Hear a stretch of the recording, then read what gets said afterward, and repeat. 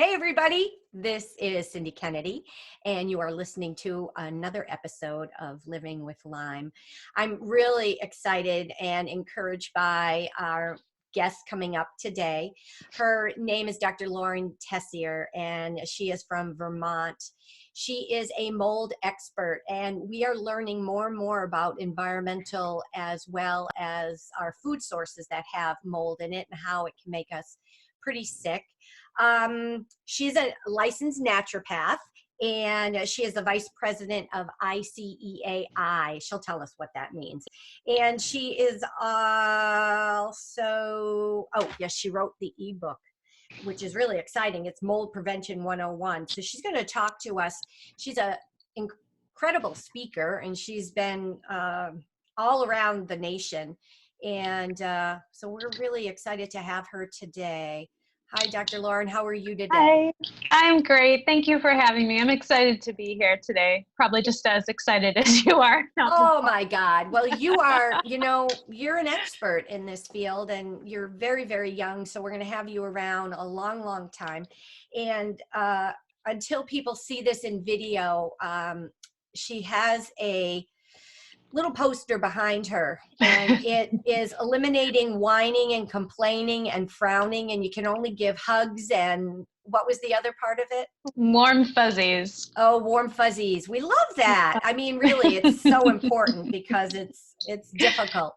So, let's get right into it. Sure.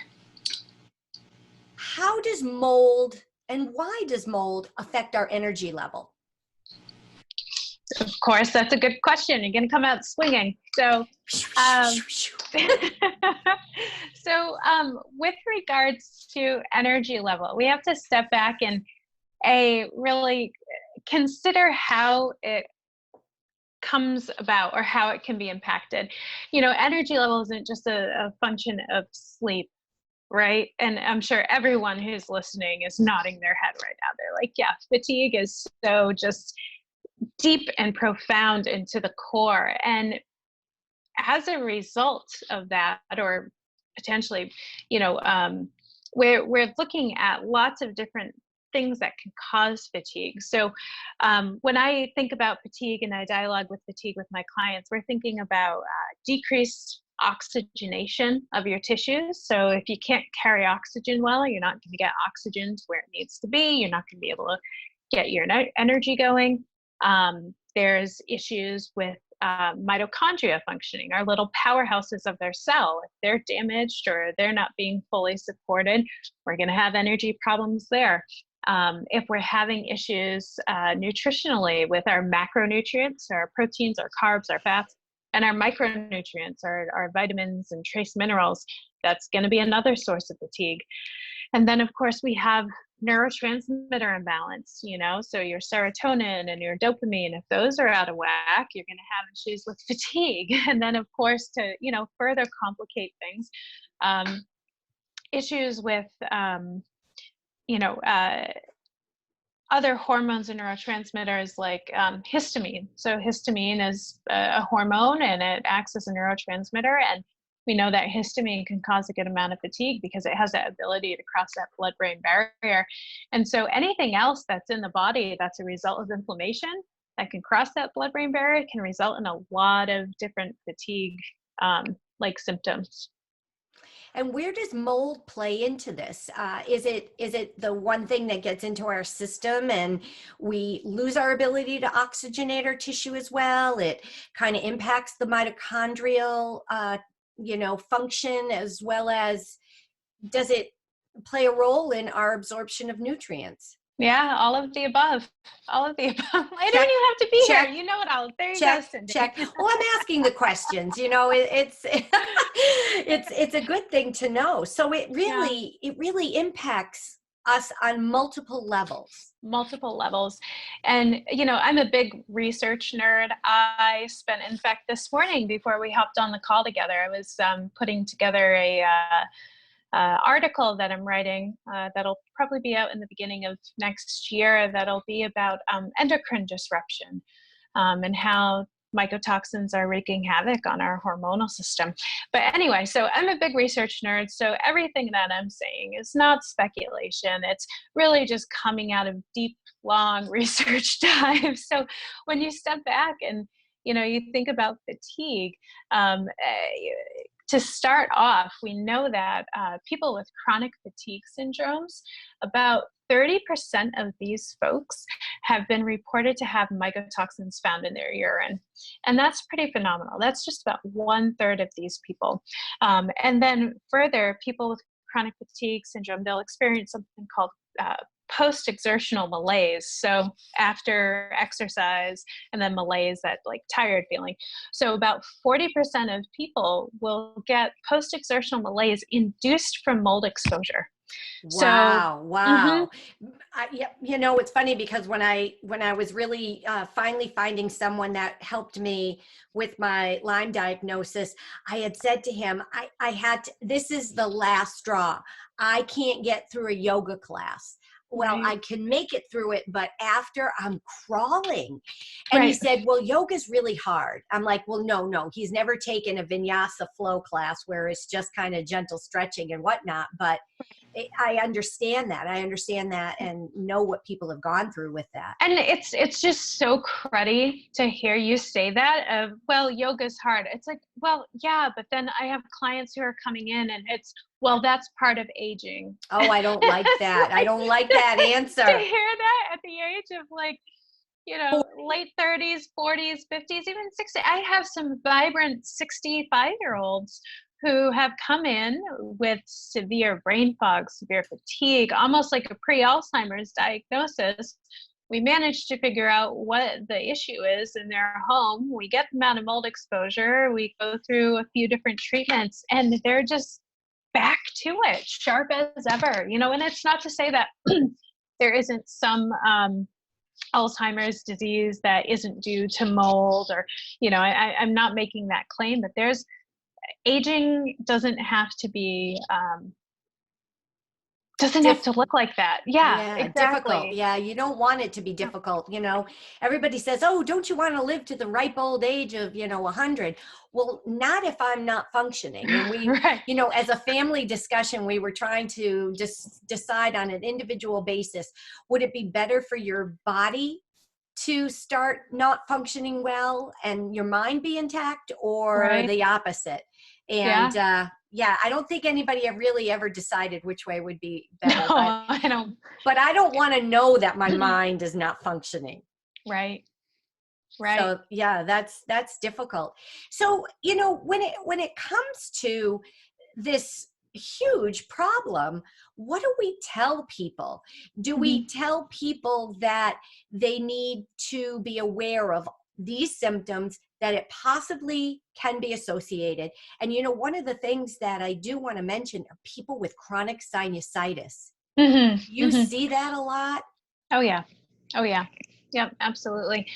Um, People with chronic sinusitis, especially if it's been non-responsive to antibiotics, you wouldn't believe the amount of people who come into my office and they have been to HEENTs over and over. They've been to their primary care physician. They come in, they're on Benadryl, fluticasone. They're going through like numerous antibiotics a year for non-responsive chronic sinusitis. And it's like, has anyone talked to you about maybe using a nasal antifungal? Has anyone done an MRI and looked for what we call fungal balls? That's actually what they call them on MRI. They will find small fungal balls, which I love.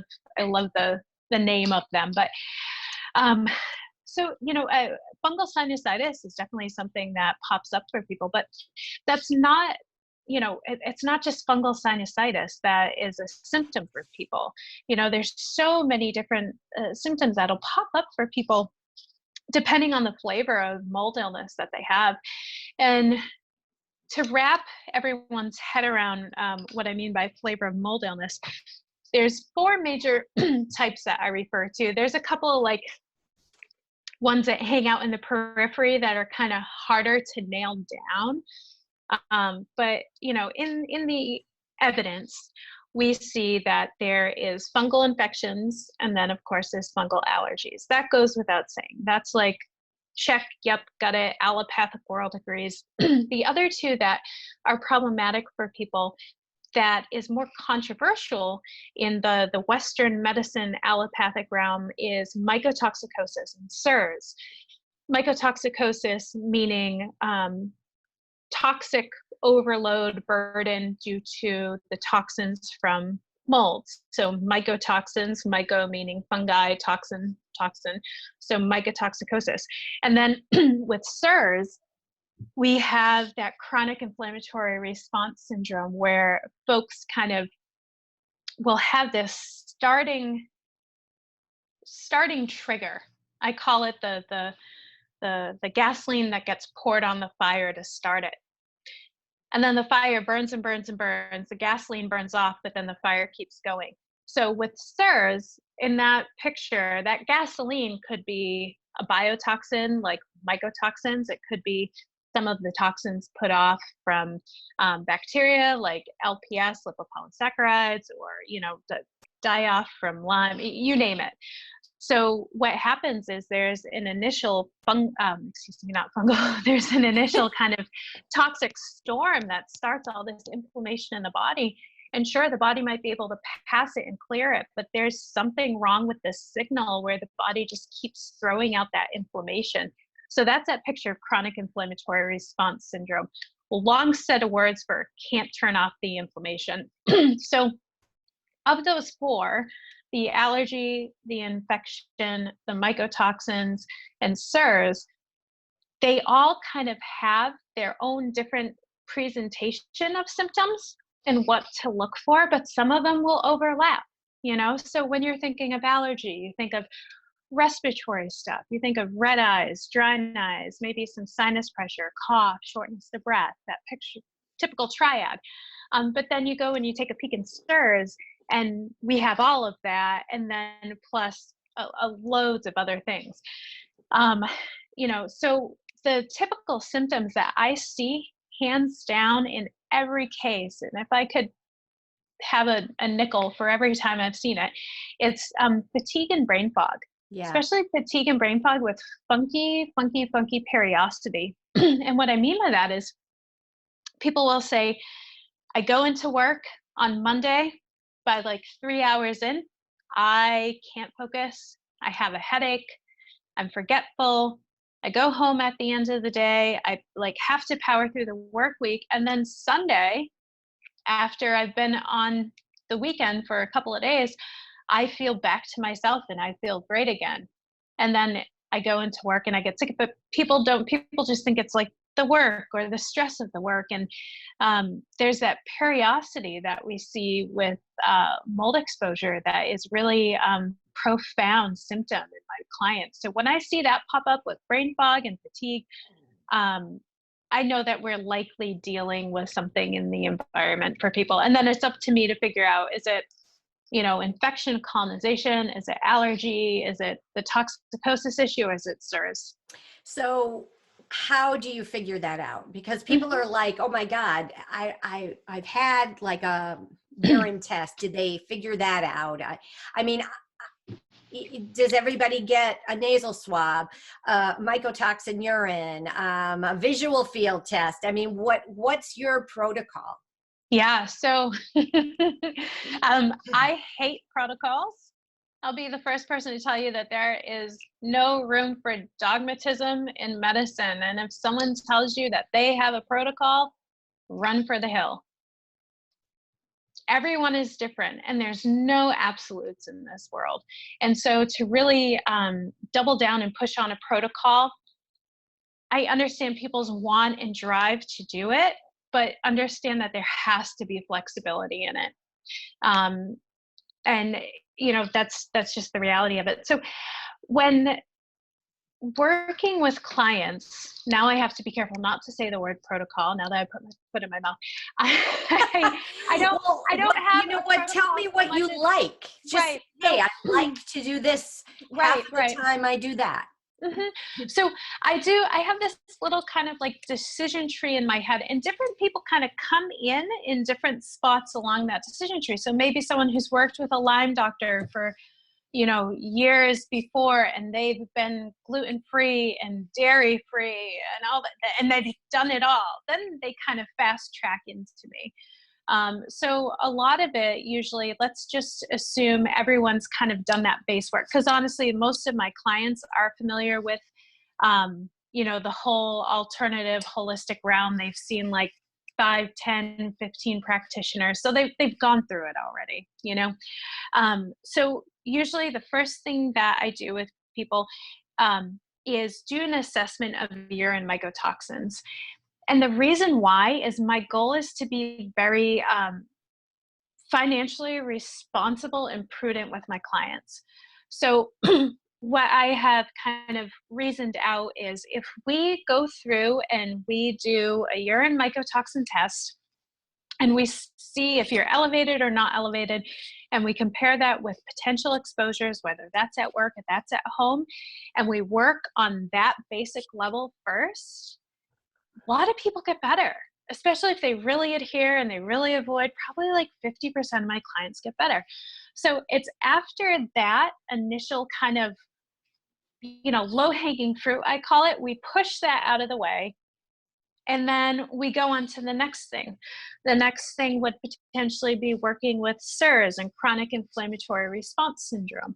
Are you still sick even though we've completely detoxed you now and you're out of exposure? Okay, let's work on addressing your inflammation. And then we kind of go from there.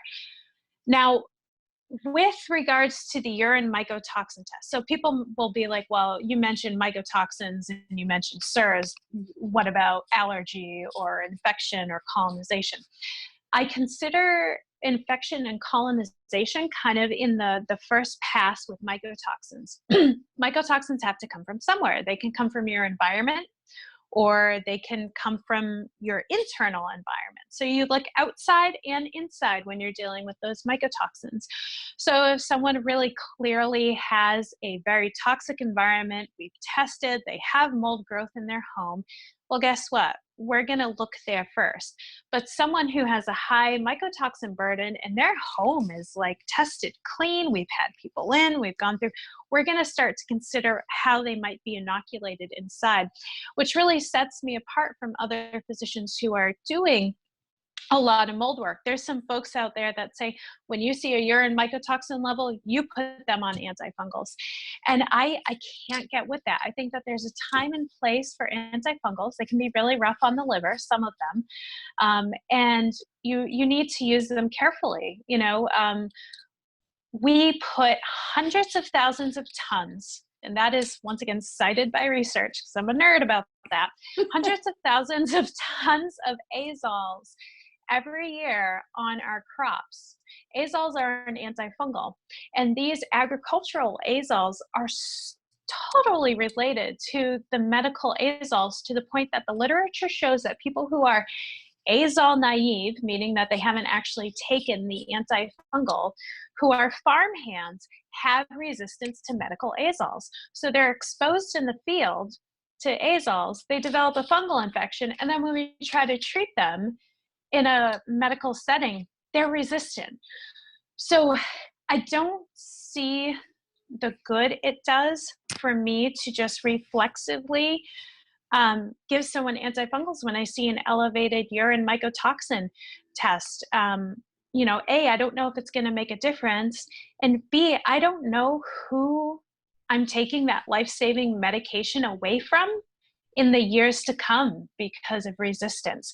So I'm a huge believer in antifungal stewardship and being very cautious and very using logic and reason, judicious. Yes, very judicious in my use. So if you're not using a pharmacologic treatment, what do you find has been the most helpful to you? Is it combination therapy of herbal, single herbal?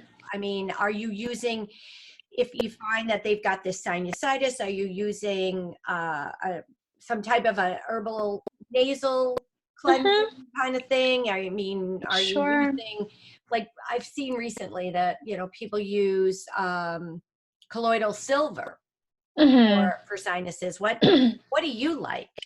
Yeah. So uh, before you can really put someone on an anti anything, right? You need to think about where the bug is. Is it in the nose? Is it in the gut? Is it in the vagina? Like where is the fungus that's causing all the issues? And depending on that, then we go a step further and we consider what the best treatment delivery is. If I can get a positive culture, if I can actually get someone to cough up something out of their lungs and ship it off and get it cultured, I would love to run a culture and sensitivity on that. So I can see if there's any antifungals that could be of use if we need to go there. And then we can confirm the issue and the location. So um, there are natural alternatives to everything. A lot of our antifungal allies in the plant world are, oregano, thyme, tea tree oil topically, um, garlic. The list goes on and on. But then we have some really cool herbs that go in and modify the fungus's ability to achieve resistance to some of these drugs when we pair it. So I believe there's some research out there that pairs green tea extract with fluconazole to decrease resistance. And do I use that sometimes? Sure. Are there other times where I will use something like biocidin? Absolutely. For sometimes if we do have a nasal issue, for people, it's not uncommon for me to try to do some type of, neti pot nasal biocidin rinse, followed by some probiotics, and maybe even with a nasal restore or something like that. So the goal isn't to kind of go in and burn the fields. The goal is to kind of go in, maybe weed the fields a little, but then also replant and reinoculate. So anywhere that you're going in and kind of clearing out fungi and all that kind of stuff, you need to make sure that you're repopulating with good and beneficial bacteria to kind of choke out that niche so that fungus can't get a hold there anymore.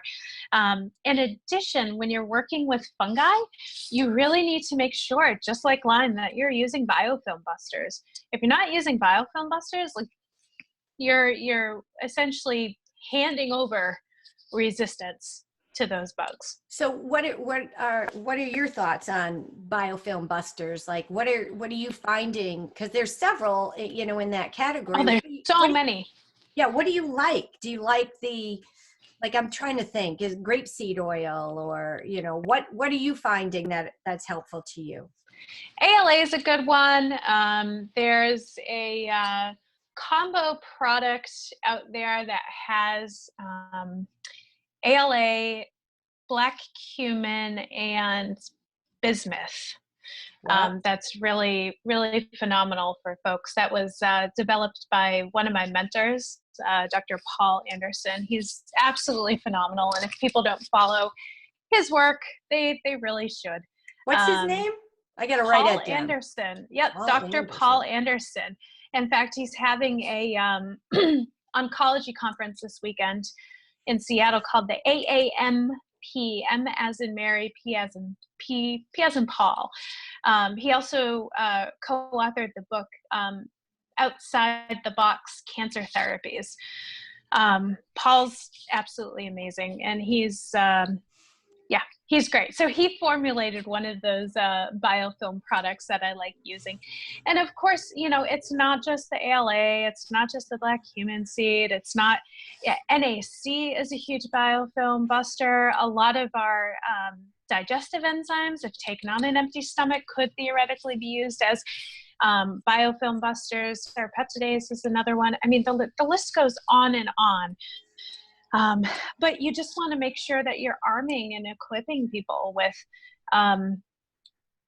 Right. biofilm busters. Right. You can't do just part of it. Yeah.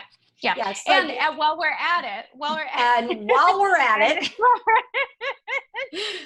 having people on a binder, if you're gonna kill, you need to do a binder of some sort. And there's, once again, so many good binders out there.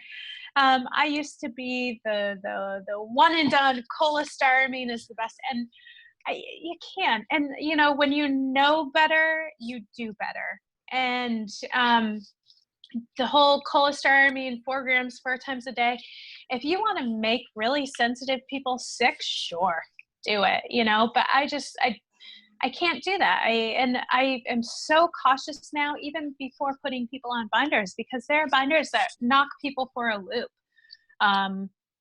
Even just beyond the GI upset of cholestyramine.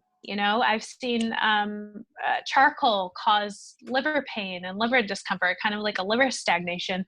It's really dependent on the individual person. So while you're doing some type of kill protocol, you really need to make sure that you have those binders on hand, kind of staggered away from the time that you're doing those deliveries. how long do people need to be treated for? Depends on what they have, and it depends on how severe. Um, Yeah, because how would you know that your area that you're treating is actually resolved? I mean, you could do testing again, but again, a mycotoxin test is $300, and if someone right. doesn't want to do that again, it's hard to say, because sometimes you do treatment on a Mm-hmm. certain issue and they're Mm-hmm. great, and then boom, they're not great, and then you wonder, was it, did we not Right. eliminate enough? I see it like a relay race. With these medications, and I'm not a good runner, so let's just get that out of everyone's mind right now. I see it as a relay race where I'm starting off with people, and we are, handing the antifungal the baton, not me. We're handing the antifungal, whatever it may be, the baton to do the first lap of the race. And then after that, we are hoping that we have recovered the person well enough that trade-off will be their own microbiota stepping up to help fight that, their own immune system to stepping up to help, carry that next leg of the race. And every now and then you have to double back. There are some people, when you take them off a kill protocol, they might backslide a little bit. And there's something to be said about treating for long enough that sometimes you don't know until you take someone off of something. Or sometimes it is long enough, but their immune system just isn't kind of up to the task just quite yet. And it's not just the antifungal. I see that with antivirals too for people. I do a lot of work around the human herpes virus families of viruses. So your cytomegalovirus, your Epstein-Barr virus, HSV1, HSV2, list goes on and on. And I usually start people on acyclovir or a valacyclovir if they can handle it. Some sensitive folks, we can't handle it. And getting them on a different type of antibiotic product, like an herb or a nutraceutical, sometimes are better tolerated, but you never really know who those people are going to be. I am so surprised where I have some of my most sensitive folks, I put them on an herb, they're done. They're absolutely done for. I put them on a pharmaceutical and they do great. So there's something to also take into consideration about the full profile of the herb. There are certain herbs that can be really, really rough on the liver. And then you look at their prescription counterparts. So, a drug that does something similar. And sometimes in those cases, it's better tolerated. So herbs aren't always like the best thing to do. Right, right. Let's talk a little bit about your, food sources and how people can kind of inoculate their gut from food. Mm-hmm. Yeah. So it's absolutely possible. It's got to get in there somewhere, you know? in the reality, it's happening through something that's entering your mouth. And fungi are a huge part of our biofilm in our gut. They're there. You know, we have a good amount of fungi in the biofilm in our teeth and the plaque in our teeth. And so whether that inoculation of the gut is coming from food, it's coming from maybe the colonization in our mouth or in our sinuses, you know, it's coming from somewhere upstream. It's like a river that's flowing downstream.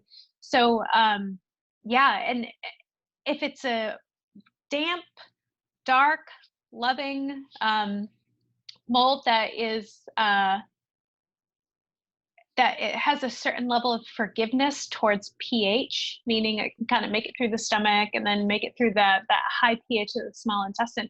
You know, it can theoretically get a foothold really anywhere in the gut. And I think everyone gets really excited, or maybe used to, because things come and go in medicine.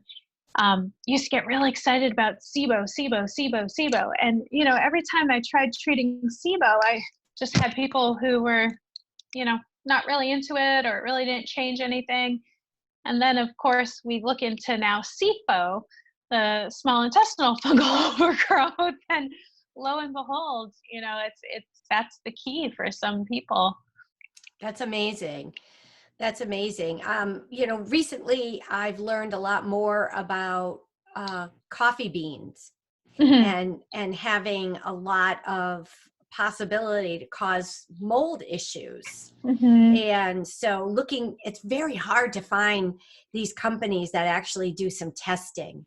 Hmm. And I think, you know, I have no attachment to any company, but the two that I understand that do most testing is Bulletproof and Purity. Do you Mm. know any other companies that I test? there's a great company that Mary Ackerley likes, because their coffee actually helps stimulate BDNF, which is a nerve growth stimulating component, and they put it in their coffee. I think it's like BDNF coffee. I believe they might do mycotoxin tests, but you know, it's really mycotoxins in food. And for people who are, you know, like, she keeps saying mycotoxins, what the heck are these things? So to rewind, and we probably should have said it back a half an hour ago. Hopefully Like, people have stayed on, you hopefully know. they're still watching. We apologize. Yeah, sorry guys. It's kind of like Um, when I used to sit around the table with any of my coworkers, like at a party, and my husband yeah. was there, and we would get into, you know, any type of medical talk and lingo, and he'd be sitting there and he didn't have a clue, you know. Dot dot dot dot dot. Uh-huh. Hmm. Okay, so mycotoxins. So mycotoxins are what we call metabolites of molds. And so they're these super teeny, teeny, teeny, teeny, like, and if any nerds out there, 500 to 1500 Daltons, small, to the point that they are 0.01 to 0.03 microns, meaning that they'll pass right through a HEPA filter. So, you know, they're hard to catch. They're really hard to degrade. So they really also, because they're so small and they are what we call ionophoric, so they have a fat loving side and a water loving side. And because of that, if everyone remembers back to basic chemistry, like dissolves like, they can pass into and out of cells easily, because they can kind of do the water thing and then they can do the fat thing. So because of that, and because they're so small, they hide out really well in our bodies. They bioaccumulate really well. And from what we see, they bioaccumulate a lot with regards to fatty tissue. So nervous system, you know, any type of extra cushion that we might have. So they're really hard to get rid of too, because mycotoxins have this defense system where they degrade some of our glutathione. So they use up our glutathione, which is a huge thing that we use for detox. But then they also go and they mess with the enzymes that allow us to have healthy amounts of glutathione. And they also mess with enzymes that kind of control glutathione from even a step back from across the room. So something like NRF2. That's a little bit more upstream. So they have this beautiful way of just kind of getting in there and then being like, you can't deal with me. So Wow, this is um, kind of like some friends that I have. so they're really hard to get rid of, and to the point that mycotoxins really only started to be paid attention to in the 1960s, and mostly the research back then, and even still now, there's tons of research on aflatoxin B1, which is a very potent mycotoxin and also has the ability to cause uh, carcinoma. So it also has the ability to cause like cancer in the liver. And so the bulk of the research in the beginning was really on aflatoxin because they saw the risk. And so as more and more research has come about, we actually see it in the animal sector, so in our agricultural industry and our zoological industry, because guess what? That's where the money is. Annually, about $932 million are lost in the agricultural sector because of mold and mycotoxin damage. And so, if we have the motivator of a financial concern, of course, that's where all the research is going to be. Not for, Jen, who is at home and, has severe mastocytosis and can't get out of bed and is severely ill. Like, no one's going to do the research on that because Jen isn't $932 million. So the bulk of the research is really in that agricultural finance sector. And so with mycotoxins, there's a good amount of animal research. And we have to remember, these are also the animals that we do all our initial drug studies on. It's interesting because a lot of people pay a lot of attention to veterinary research as it relates. Yeah, but who would think, we would look.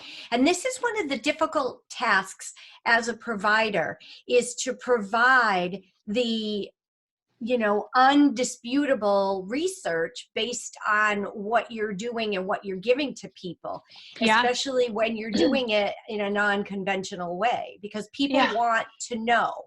People, I had somebody once ask me, where's all the research from Dr. Buhner? And I'm like, well, if you open up his book, you're going to find more research. I can't quote it. I'm the worst quoter of research and statistics. Like, I was going to tease you a little bit about your recent number that you quoted, because I was going to say, I think at the end it said 0.5, but I'm not. I read 62 that. 62 cents. In 62 cents. I know. Mm-hmm. Can you get GI fungal as well as vaginal fungal problems from the environment? Is that like maybe your weakest link, that things have gotten through to your tissue because you're saying they're water, they're fat, they can, provide both of those? Can you rephrase that question? Yeah, I'm just wondering if you're testing positive for your mycotoxins in your urine. Yep. And you have a lot of environmental, you're thinking the environment is the problem. Yeah. Can you have GI fungal from the environment, as well as vulvovaginitis? For sure. Yeah. So see, people don't put that together. Yeah. So something, and if people want to go digging, on all my social media, most of my posts are backed by a research piece. And on my Instagram in particular, it's Life After Mold. There is a picture of a washing machine. So if you see that one, pull it up, and there's a piece of research where there's resistant candida growing in washing machines. Oh yeah. Especially front loaders, right? Oh yeah. So front loaders, without a doubt. Front loaders, don't own them, please. Sorry. I know. All the companies who make them. I have one. Oh. But the kicker here is the fact that, let's say a woman, Candida parasipolis. Now I'm remembering specifically. Wow, that's a mouthful. Yeah, and I might be pronouncing it correctly. Let's say a woman has tested positive with the yeast infection of that particular species. They, wash their underwear with the rest of their clothing in the washing machine, and then they go back, and then how clothes get every week, every couple of weeks, the same thing pops up. I mean, if your immune system is suppressed enough and your microbiota is suppressed enough, you could theoretically be re-inoculating yourself if we know that it grows in a washing machine. Like, of I course know. it's gonna get translated onto clothes. So yes, I do see environmental issues, can take hold in the gut, and theoretically could take hold in vaginal and other areas of the body too, for Yeah, sure. it's unfortunate because we have all of these orifices, as well as, Hmm. statistically, this stuff just came out about how us as a human are a small segment of what our total microbiome consists Yeah, of. So our yeah, microbiome genetics are what, 4 times yeah. what we are? What we are. It's insane. Yeah. It's insane. And you know what? I'm just gonna take this. I'm having so much fun in this interview, by the way, to take it a little bit more esoteric. So not only are we mostly bacteria DNA, but our bodies and the nature of atoms and the way things are set up, we're mostly space. We are mostly empty space from a chemical perspective. And so, I don't antifungal are good. understand that. Explain what you mean by that. That just threw me right off. Really? Okay, Put me so back on the clue bus put you because I back don't on the know clue what bus. you're saying. So if you are to take, let's say, I don't know, like this book. Let's say this book is like a solid piece of wood. Yeah. If you were to zoom in all the way to the atomic level of this book, it's mostly empty space between the atoms. Okay. So I know it sounds a little esoteric and a little out there. I'm also a little bit of a, I like reading about quantum mechanics and all that kind of stuff. But it's that concept of the whole is not always what it seems. So sure, we're mostly bacterial DNA. We are mostly physical space in our bodies. So we also have to remember to honor these things. So when someone comes in and they go, oh, well, I have a mold issue, let's give them an antifungal. It's like, okay, well, what's happening with the microbiota? What's happening with even the energetics of the person, the being of the person? So we always need to take into consideration the different hidden parts of the whole.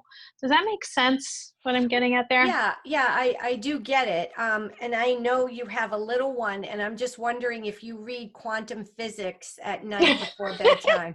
Gosh, I Mommy's do. going to talk to you about the outer core of certain mold spores.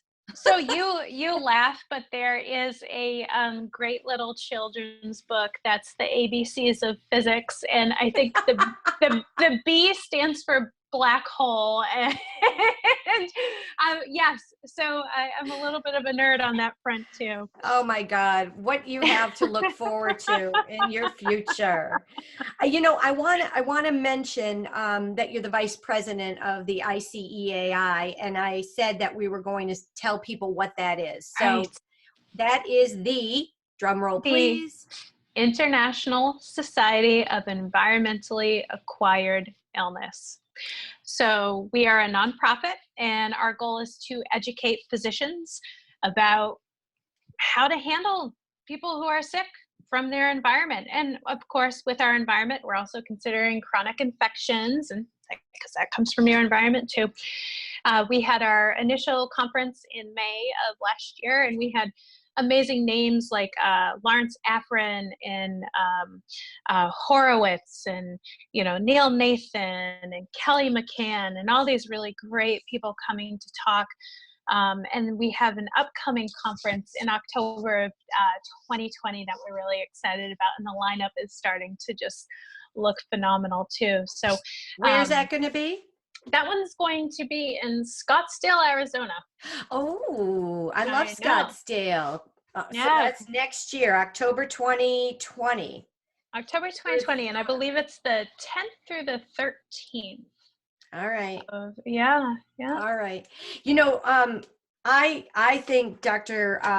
Kelly McCann is an awesome resource as well. Mhm. She did a podcast with me quite a while ago, Yeah. and it was gosh, it was someone else that sent me to her, but she's just as lovely. So Yeah. yeah, we'll have to have a spot of tea or something Mhm. together. And Kelly's on the board. Kelly's on the board of ICI too. And in fact, Kelly is just an amazing physician. She's an amazing lecturer. She is an absolute powerhouse.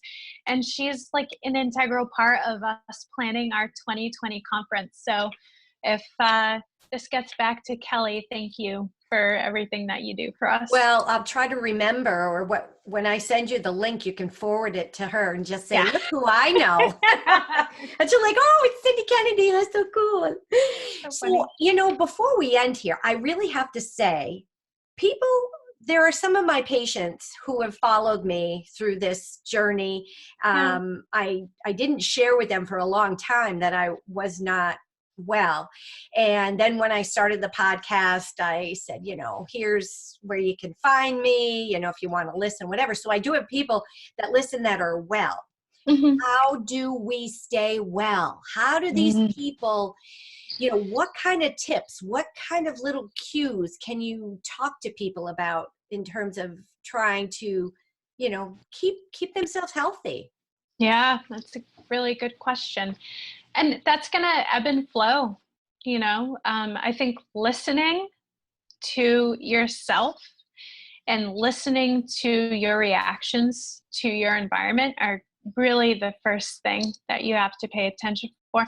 And beyond walking into a place and saying, oh, I got a headache, it's that Barbara, man, she really irks me, and she's pushing my boundaries, and I can't do it. And uh, what I mean to say there is really understanding and taking care of yourself and listening to the signals that your body's giving you about any of the situations that you're being placed in. And so that's really the core. And then from that, you can really rise to meet those concerns that your body's like yelling at you. It's okay. Well, I walked in here and I got a little bit of a headache. Maybe I'll go home and take some charcoal and some glutathione and stretch and get a rest. Yeah. I think that self-care is going to look very different for everyone. And I know self-care for me looks, a lot different from day to day, even. So Right. Do you emphasize good nutrition? I emphasize how many spoons people have. Are you are you familiar with the concept of spoons and spoonies? No. No, but I did see a poster once that says spooning leads to forking.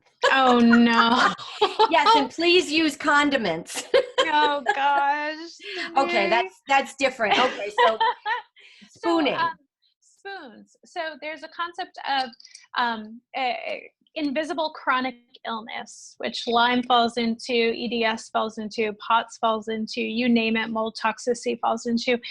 And someone came up with the concept of this visual of you have so many spoons throughout the day. And each one of your tasks costs one spoon. And why it's a spoon, I don't know, but it works. And you have 13 spoons. So what are you going to give your energy to at the end of the day? And so if someone comes into me, and we lovingly call them Spoonies, if someone comes into me and they just don't, they can't sit upright, I'm not going to touch their diet. Maybe ask them to eat a little bit more fat, or maybe ask them to throw in a little bit more greens, but I am not going to rehaul and shift their diet if I can't even, you know, if they're such in a state of fight or flight and they can't take Right. care of themselves, So, yeah, I mean, if I had my way, everyone would be GMO free, glyphosate free, completely organic, high fat, high fiber, moderate protein. That would be like my goal for everyone. But sometimes all you can do is get someone to eat a piece of bread because they just don't don't have it in them to prepare any food or do anything. And you eventually get there and you cross it off your list. But it's really a matter of the bandwidth that you're starting with. Yeah. People are not going to recover from mold illness overnight. It took a Right. long time to get there probably, right? And it's Hmm. going to take a long time to recover. But you Hmm. see it. You've done this. I mean, you did Yes. start in this mold realm. You started in general primary care and then Hmm. became infatuated with mold. Infatuated with mold. Absolutely infatuated with mold. Um, yeah, and I see recovery every day. I call it graduations, and every now and then I'll announce them on my social media of like, hey, I had another graduation today of someone like, and I love it when you tell people, I was like, get the hell out of my practice. You're good.